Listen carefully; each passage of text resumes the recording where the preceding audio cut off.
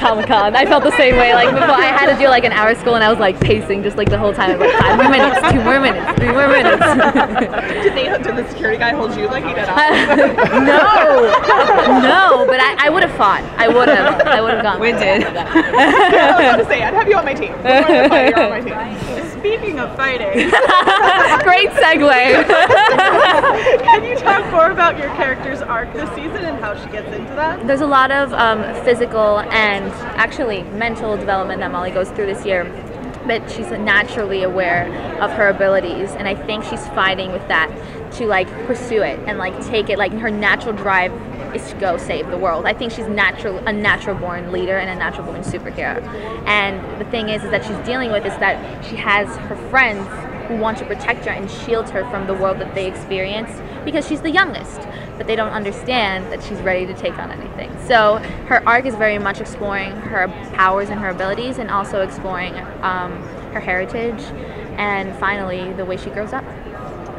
So in the last episode that we saw, the world thinks that Molly has been kidnapped. Do we get to see that like people are in the street saying, "Oh my God, that's the girl"? Or you get to see some aspects of it. It's not. I mean, it's at random times. It's like in some episodes you're like, "Oh, now they remember Molly." Like you're like, God. But I think Molly's really sly like that. Like she has like a cool way of like being mischievous and under the radar, especially in episode 3. She kind of steps into her vigilante mode because she wants to rebel. I think she has like she wants to rebel to do good. Like she's the opposite of a teenager. Like teenagers do rebel to do things and risk. Actually, no. She's like a teenager. She's rebelling to do the things that she's never done before, and to do it without being kind of doubted by or kind of taken down by. So it's fun. Yeah.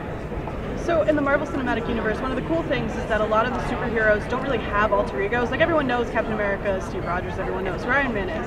But so how does she deal with like hiding herself and then having this vigilante persona? I think it's really interesting because we haven't really gone in this season. We haven't really gone into the code names yet, and I hopefully next season we would get into the code names because she's either Princess Powerful or Bruiser. I personally like Bruiser, but I think she deals with it. She wants to take on this role. Like she wants to be well known. Like she's ready. Like the difference between her and the other Runaways is that the other Runaways don't really want to take on that role of like being the kids that everyone saves the day. Molly though is like ready to be like that Captain America, Avenger, like Hulk, Iron Man, everything, Black Widow. She wants to take on that role. So it's a very different perspective and dynamic that she has with everyone else, but it's really fun when you see it on screen to see her like, I want to go do my own thing now. Yeah. What's Molly's relationship with Gert like this season? It's very much kind of still very protective, but Gert's also kind of letting the reins go a little bit. I think she understands that Molly needs to explore, and especially because she's lost so much. Her family, her role, like her other heritage, her role model. So she needs to understand, like I think Gert understands that Molly can take the wheel now because she's getting older now. She wants to be protected and she wants to be there. But sometimes she's had times, Gert especially, we have such wonderful scenes together, especially in episode 2 and all the other scenes. Where she's like, you got this, but I want to make sure you're okay.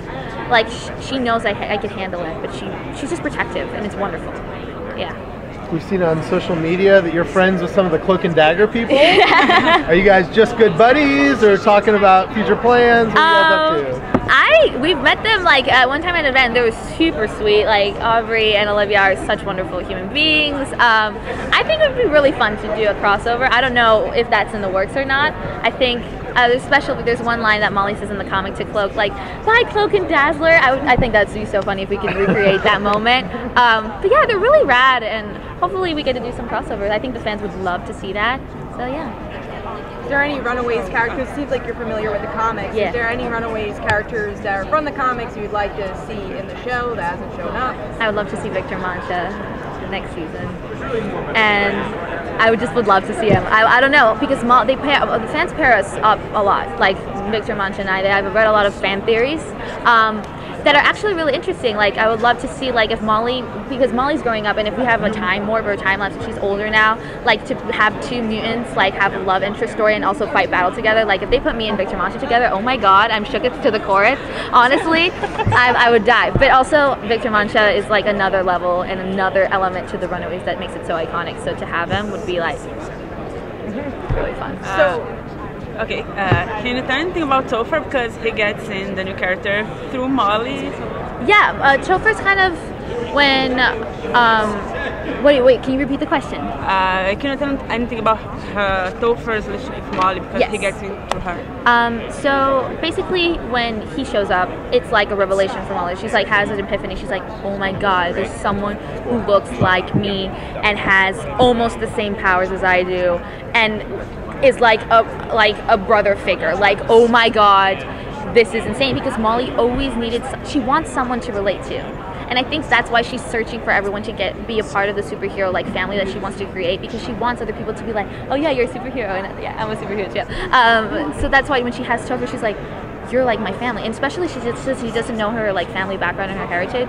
There could be such a long line of like, oh my god, maybe he's like my long lost brother, even though he isn't. Like it's so fun to play with that storyline, and kind of the way they battle. That's why I also bring back Victor Mancha if they ever bring him in, like two superheroes fighting against each other. That it's always like a power dynamic that is really fun to play with on set. Last question. So Disney has acquired Fox, which means Marvel gets to use mutants. So eventually, I know the merge is happening. So what do you want to see happen?